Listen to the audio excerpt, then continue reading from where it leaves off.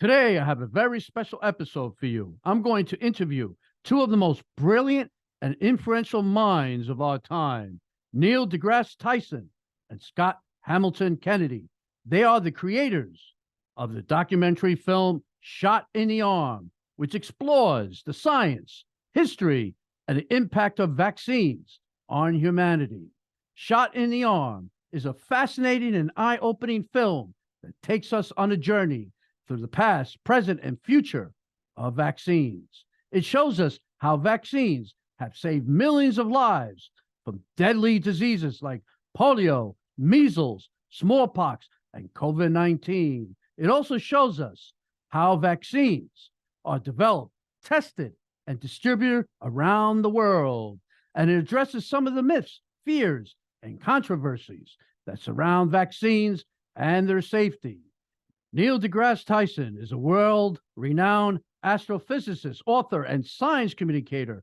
He is the director of the Hayden Planetarium of American Museum of Natural History in New York City. He is also the host of the popular TV show Cosmos, a space-time odyssey, and the podcast Startalk.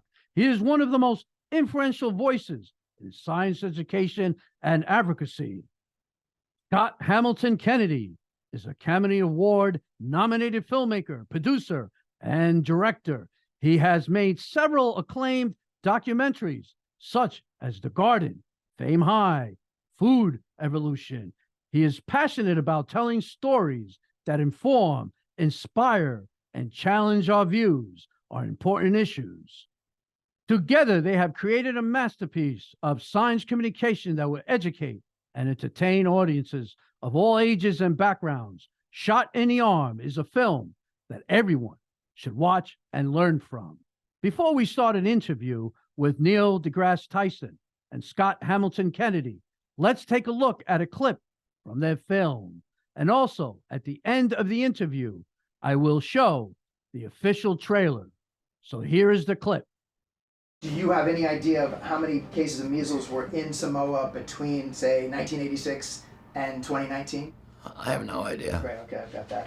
1986, 1 case of measles, 93, 7, 2005, 0, 2006, 0, 2009, 0, and in 2019 there were 5,707 measles cases. Do you know what happened in 2019? Yeah, I'm aware there was a measles outbreak, but I didn't have anything, I have nothing to do with people not vaccinating in Samoa. I never told anybody not to vaccinate. I didn't, go there for any reason to do with that. One News has learned of a high-level anti-vax meeting just before this deadly measles outbreak, a meeting between vaccination critic Robert Kennedy Jr. and anti-vax blogger Taylor Winterstein. Publicising her meeting with the high-profile Kennedy as profoundly monumental for her movement. This so-called anti-vaxxer, Edwin Tamasese, he had promoted the use of vitamin C to cure the disease. During the country's 2-day mass measles vaccination drive last week, he posted, "I'll be here to mop up your mess, enjoy your killing sprees." But the government is fighting back. Edwin Tamasese is now under arrest, charged with incitement against a government. My close friend, the legendary filmmaker Ted Kotcheff, who's now 92, significantly influenced my decision to get vaccinated during the pandemic. He recounted a childhood experience where a polio vaccine saved his life, emphasizing the importance of vaccinations throughout his life. Ted's wisdom and resilience, having overcome various challenges, convinced me to take the COVID shot for my safety and the community. Your documentary, Shot in the Arm, which focuses on vaccination stories and the history of vaccines, can dispel fears and doubts. Thank you for being on this show, and I hope that people can gain insights into the true importance of the vaccination through your film and personal experience. So thank you for being on this show. And I know Ted. I actually know Ted Kotcheff. I haven't talked to him in years. Yeah. I have to get him the film. Yeah. And by the way, with that introduction, we're done with the interview. That was beautiful. That was beautiful. Let's go have a beer. Yeah, You know, what do thank you so I don't know much. what else to add to that. Well done. How do you know? Oh. How do you know Ted? How do you know Ted? Oh, I met him in my building years ago. We used to pass, in a corridor for many, many years. And I was in the entertainment business. So the funny thing is, the doorman goes, "Hey, Antonio, don't you know who that guy is?" I goes, "No." I said, "That's Ted Kotcheff." I knew his work. So to make a long story short, I left my business card, and he's the former executive producer of Law and Order Special Victims Unit. He gave me a call 2 days later. We had breakfast. That's him. Regular guy. Yeah, beautiful. Since then, boom, we connected. So Love it. Thank you. I gotta reach out to him. I might want to confirm an email address with you after this, Annie, but go ahead. sure. So here we go. What inspired you to make a documentary about vaccines and vaccine hesitancy? Sure. It was the surprise of seeing in 2019 that there were record-breaking measles outbreaks in a few pockets of the United States. Here in New York City, there was a state of emergency, Washington State, all across Europe. And I did my probably 20-minute Google search to say, where are we with the history of measles and the MMR vaccine in the United States? And in 2000, we'd almost eliminated measles from the United States. So how did we go from almost saying completely eliminating it to seeing these outbreaks? And I reached out Thousands of cases in very specific pockets that had been targeted, as I learned when I first reached out to Dr. Paul Offit, who informed me, "Scott, this is happening because there are a handful of very clever disinformation merchants, anti-vaxxers, who convinced parents, scared parents into thinking that the MMR vaccine was dangerous, and that got them to get their kids vaccinated, and that lowered vaccination rates, that lowered herd immunity, and we saw these outbreaks." So that was the light bulb moment of like, well, how can this possibly be happening? And let's tell that story. So I met Dr. Paul Offit. He introduced me to Dr. Tony Fauci and Dr. Peter Hotez, and on the pro science side. But I wanted to tell the story of who are these disinformation merchants too. So we put the camera in front of the OG, Andrew Wakefield, and his fraudulent study that started all the scare around MMRs.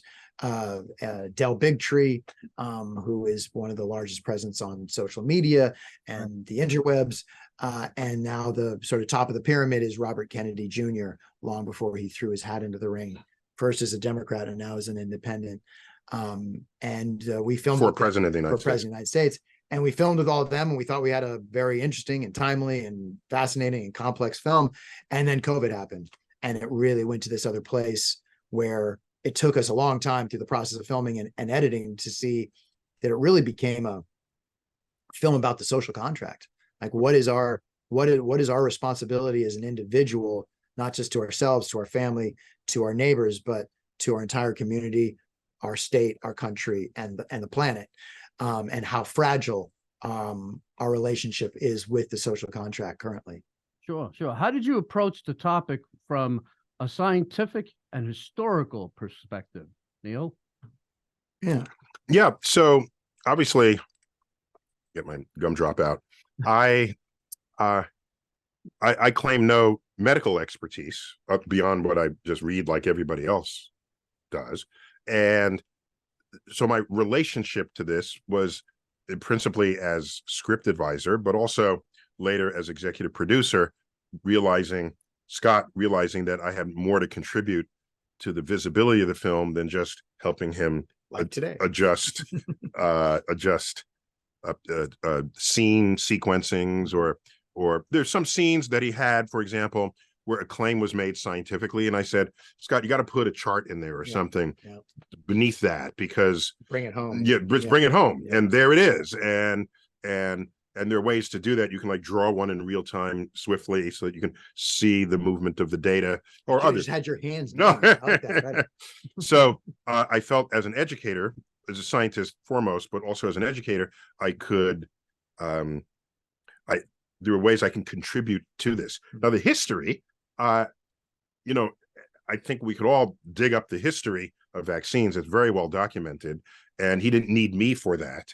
But just in terms of how the science got attached to his storytelling, so that you don't bog down in the science, because then it's taking your medicine, right? Oh, I got to watch a documentary. I got to learn something, read a study. Yeah. So this documentary lands differently, I think, from a traditional documentary because of how strong the human element is, how compassionate it is with those who have been taken in by anti-science sentiments that are out there.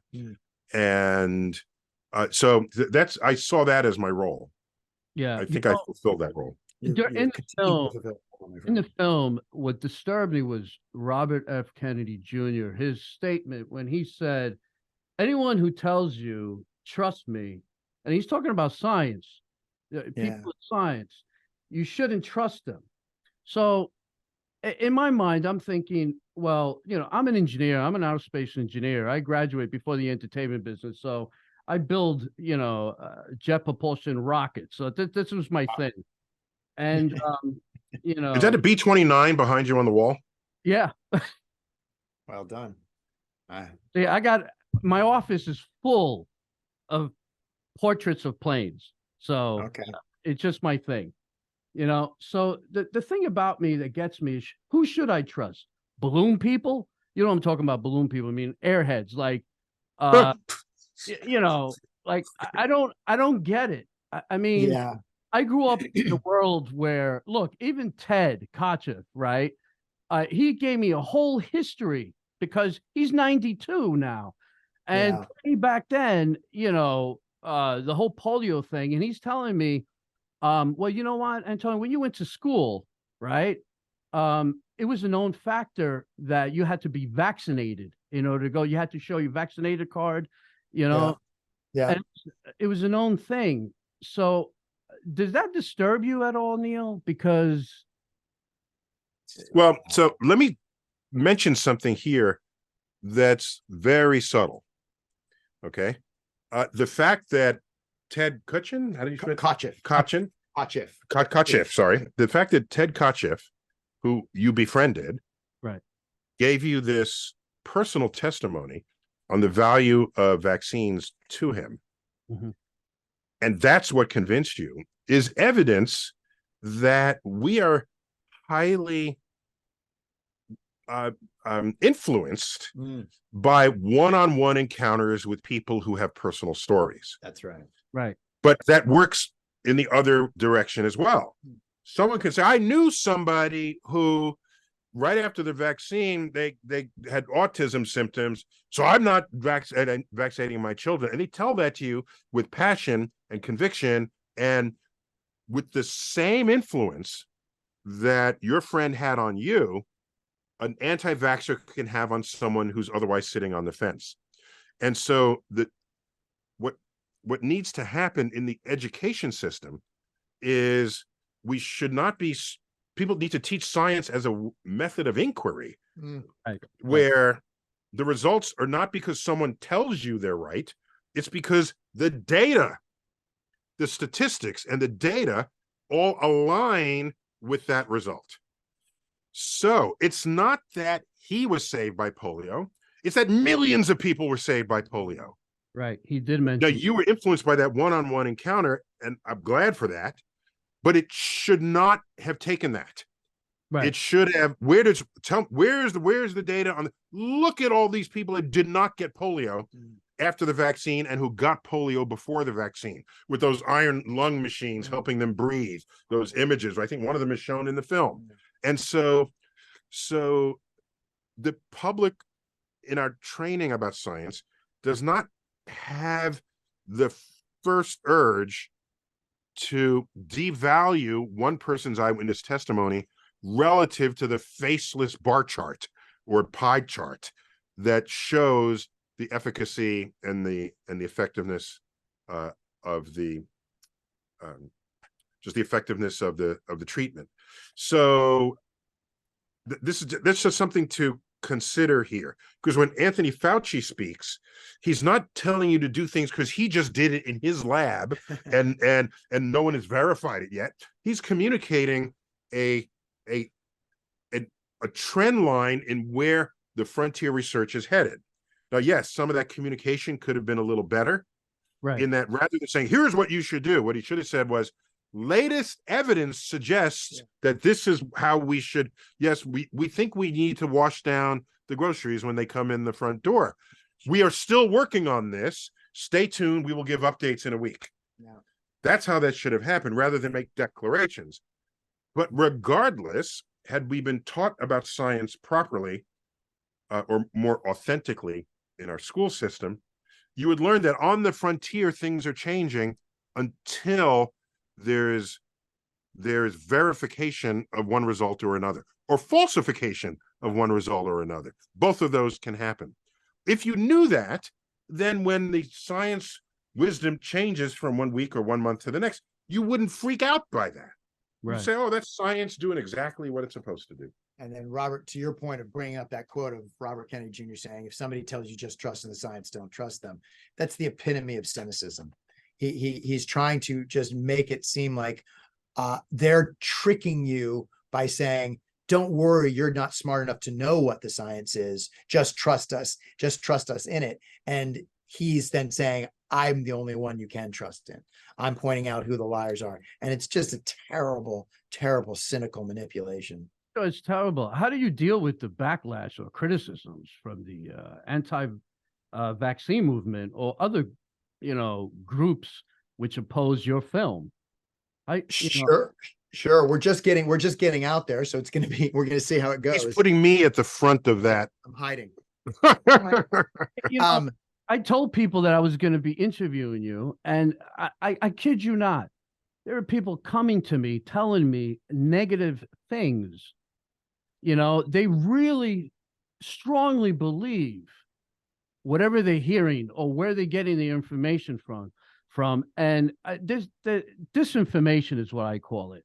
Yeah. The misinformation and being misinformed. I get it, because I tell them, I said, look, when you were a kid, didn't you, you were vaccinated when you went to school. You don't want your kids to be vaccinated? It doesn't make sense. So how do you? Well, I think one of the most potent parts of the film was it. Who was it that said? Hotez Offit says, vaccines are the victim of their own success. Right? You walk down the street, you're not dying of afflicted by polio or dying of smallpox, and you think to yourself, why do I need vaccines at all? That's right. When it is that very fact that enables you to be alive to utter that sentence. Right. And that reality is not widespread enough. And then anti-vaxxers take advantage of that by saying, well, when have you ever seen a case of polio? And do you know what's in the vaccines? So it's a perfect storm of brilliant marketing, the brilliant evil marketing of these guys to use fear and lies and misinformation and really disinformation to scare families. And they've sadly been incredibly successful at it. So we are in a transition time. I'm hoping we're in a transition time, that we're going to come past this hump of people being so cynical about what they can trust and what they can't trust. And we're gonna get past this, because they're trusting in science every day. They're trusting in the science that we're using today to communicate with each other. They're trusting in the science getting into their car and the brakes are going to work. They're trusting in the science of the food that they eat and a plane that they get on. And I don't know where the disconnect is between them saying, I trust in the systems that allow me to trust in those, and now I'm going to break from believing in those systems. You know what might have changed all this? If COVID were 50% lethal. Ouch. Then I don't know that you'd find, I don't trust the vaccine. I don't know. So maybe COVID, if it were more lethal, it might have saved more lives. Right. When you, in the curious way that those kind of statistics work, yes. Right? If it's especially lethal, then people are motivated to not die, and higher vaccine rates, and then it might have spread much less. Right. How many millions of people died after the vaccine was available? Right, after available and chose not to take it. Right. Wow. Mm-hmm. It's funny, but in the film, Robert, F. Kennedy Jr. speaks, and he even says that his own kids, I believe he said that are vaccinated. Correct? Correct. So your kids are vaccinated, and yes, he has this disbelief of the of the vaccines, which is part where I just don't get it. I really No, don't. the contrast, you're absolutely right. There's evidence that he and his wife, Cheryl Hines, had a holiday party in, I think, 2022, where they required everybody to come to the party to be vaccinated. So the hypocrisies go on and on. If you ever get a chance to interview him, one that I'd love to see him answer is, well, two. He always says, I'm not anti-vax, I'm pro-safe vax. Right. So just say, okay, what vaccine are you in favor of? He won't even say polio. I do it in the film. So that's one for the press. Ask Bobby Kennedy what vaccines he believes in, if he isn't anti-vax. The second one is, this is more snarky, show me your medicine cabinet. You're so anti-big pharma. You're so anti this. You're so anti this. I'm sure he's cherry picking. I'm sure we don't want to know what he has in his medicine cabinet. And he and his wife have in their medicine cabinet. Because if we were to believe his cynicism about big pharma, wouldn't you think he wouldn't allow anybody in his family to use anything that came from big pharma? So it's just cherry picking and manipulation at the worst. Yeah. Well, I'm very happy for this film. I already know the knowledge of it my mother taught me, my father taught me, life taught me, and Ted Kotcheff even elaborated on it, so I hope that everyone watches this film and their eyes open, the reality hits them, that this is just a good thing for the community, for everyone's safety, And I believe that the film is being launched, right? At the you have a theater release in New York City at the Angelica Film Center on November 2nd, and Los Angeles. Yeah, wow. Actually, yeah. What is today? Okay, and it goes for a week. It goes for a week Yeah. for this first week of November. That's right. And then in Los Angeles on November 17th at the Laemmle Cinema In Glendale. Mm-hmm. Right. So, and then you're going to be doing question and answers in both facilities, right? In both, right. Yeah. On the first of the nights in Glendale and the 3 nights here in New York. I'm based in New York, so it's easier for me to do multiple nights. Yeah. Right. So, and then before expanding to other markets and across North America, congratulations, gentlemen, and thank you for this film. God bless you. I shouldn't even say congratulations, because you know what? It was amazing when I watched it. It was a learning process too, for me, even though I knew the answer to it long ago. And I just hope that people take this film for a positive value. Appreciate that. So thank you, and God bless, and enjoy the journey in this wonderful film. You got it. Thank you so much. Thank you. Bye-bye.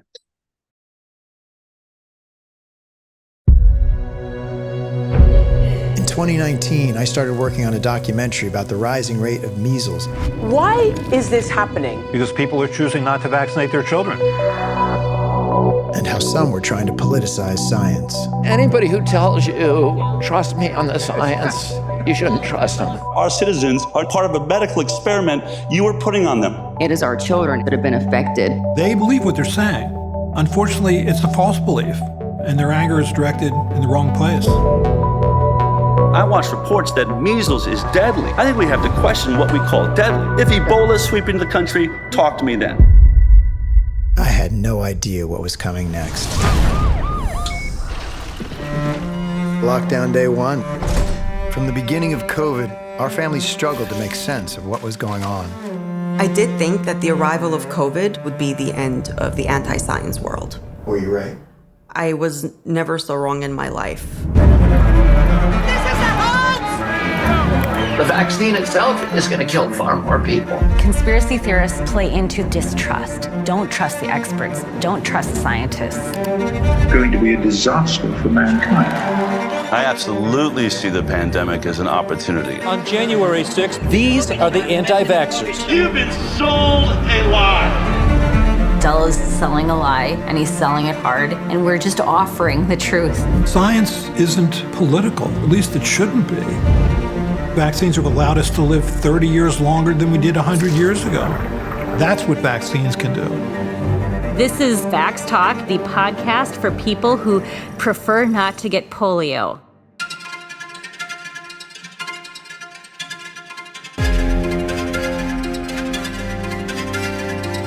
Counter disinformation in a compassionate way. We have to get good information out there. You were given a broken and beautiful world. You will take this world in your hands and make it less broken and more beautiful.